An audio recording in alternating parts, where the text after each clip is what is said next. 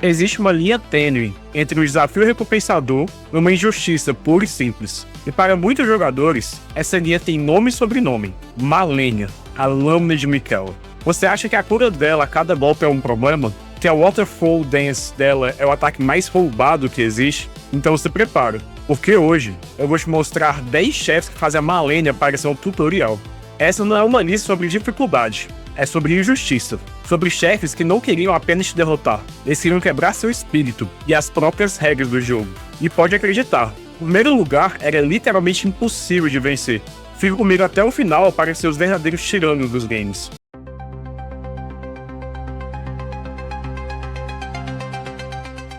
Vamos começar essa lista com o chefe que é um teste de resistência e perfeição, mas que no fundo ainda está dentro das regras. Raia Sigurd, de God of War. Ela não é injusta por quebrar as regras, ela é injusta porque ela conhece as regras melhor do que você. Ela é a soma de todas as outras Valkyrias que você derrotou, nos melhores momentos de dor. Ela tem praticamente todos os golpes do arsenal das suas irmãs, e os utiliza da forma imprevisível e brutal. Aquele ataque aéreo que te segue e te esmaga, ela tem. Os projetos de gelo, também. O Valhalla, que te deixa com 1% de vida, pode apostar. A injustiça aqui não vem de um golpe específico, mas a quantidade absurda de padrões que você precisa memorizar. É um chefe que exige perfeição por um longo período, e o único erro te manda de volta para o início. Seguindo em frente, temos o mestre que o jogo inteiro te preparou para enfrentar, Ishin, o Santo da Espada, de Sekiro, Shadows Die Twice. Ele é o exame final, 3 barras de vida, 4 fases de luta. O jogo inteiro te ensinou a importância do parry, da postura, do ritmo. E Ishin testa tudo isso ao extremo. A primeira fase é um duelo de katanas quase perfeito, mas é na segunda que a injustiça começa a aparecer.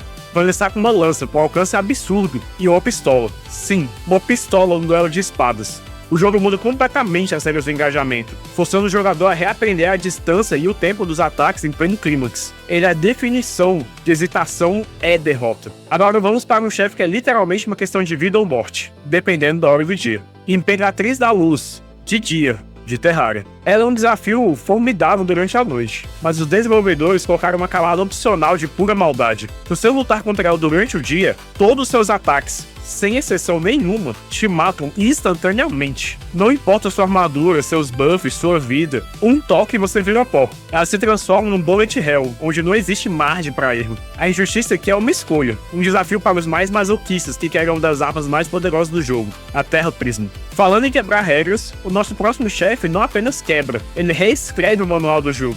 Samus, de Undertale. Ele te julga até ali. Se você chegou até lá, significa que você trilhou o caminho do genocídio, e ele é a sua punição. E como ele faz isso? Ignorando todas as regras que o Undertale te ensinou. Ele ataca primeiro, antes mesmo de você agir, ele ignora seus frames de invencibilidade, aplicando um dano de veneno chamado Karma, que te derrete em segundos. Ele ataca você dentro dos menus de interface, e o mais famoso, ele desvia de todos os seus ataques. Sans não quer lutar com você, ele quer que você desista. É uma batalha de atrito, que testa sua determinação de uma forma que poucos ousam fazer.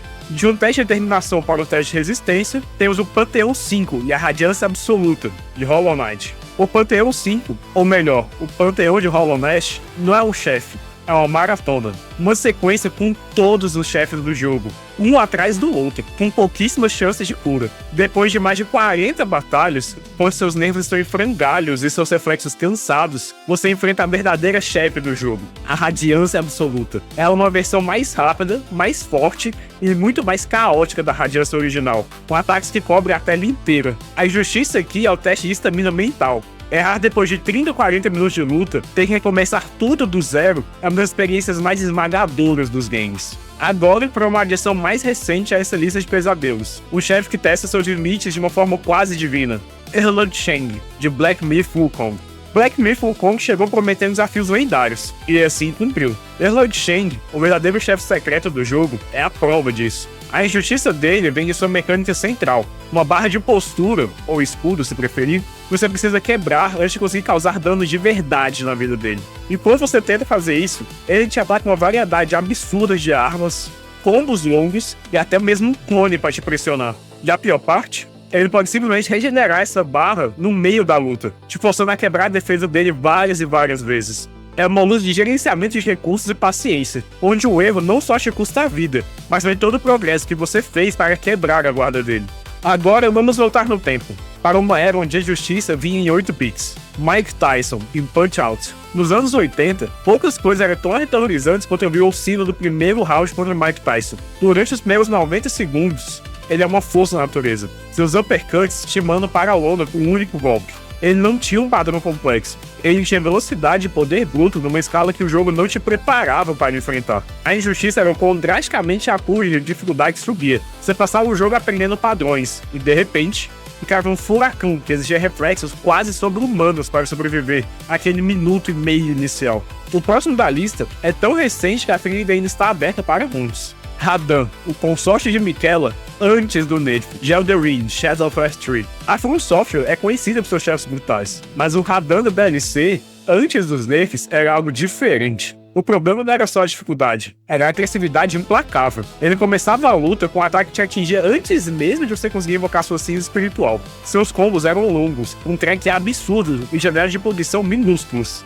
Aquele combo de lâminas cruzadas, em particular, era tão rápido que parecia impossível de desviar consistentemente. A comunidade se uniu na dor, e a própria From Software admitiu que exagerou, nerfando o dano e a agressividade dele. Agora, para o chefe que inventou o conceito de chefe secreto Akuma em Super Street Fighter 2 Turbo. Imagine chegar no final do jogo sem perder uma única rodada. Você está pronto para enfrentar o Bison, mas de repente, a tela escurece. Um personagem misterioso surge, aniquila o chefe final com um único golpe e te desafia. Esse era o Akuma. Ele era mais rápido, mais forte e tinha movimentos que nenhum outro personagem possuía, como o teleporte e o Air Fireball duplo. E claro, o infame Raging Demon, o especial que se te pegasse, era o fim. Akuma não era um desafio, era uma punição para os jogadores que ousaram dominar o jogo. E finalmente, chegamos ao top 1. O chefe que não era difícil, ele não era injusto, ele era literalmente quebrado. Kitun, antes do nerf do World of Warcraft clássicos. Em 2006, Kitun foi lançado no WoW, e por 80 dias, nenhuma guilda do mundo conseguiu derrotá-lo. E não era por falta de habilidade, era porque matematicamente, ele era impossível de vencer. Um de seus ataques podia gerar tentáculos adicionais, que, por sua vez, também geravam tentáculos, criando uma reação em cadeia quase inevitavelmente sobrecarregava e aniquilava a raid. Além disso, um bug fazia tentáculos girem dentro das paredes ou embaixo dos jogadores, matando-os instantaneamente. A Blizzard teve que intervir e nerfar a luta, que os jogadores não estavam enfrentando um desafio de design, eles estavam enfrentando um erro de programação. O Kitun pra nerf não era apenas o chefe mais injusto, ele é a definição de uma luta impossível. E aí está, de teste de habilidades como Ishin e Saigon, a quebra de regras como Sans e o finalmente imbatível Kitun. Esses chefes nos levaram ao nosso limite jogando o jogo.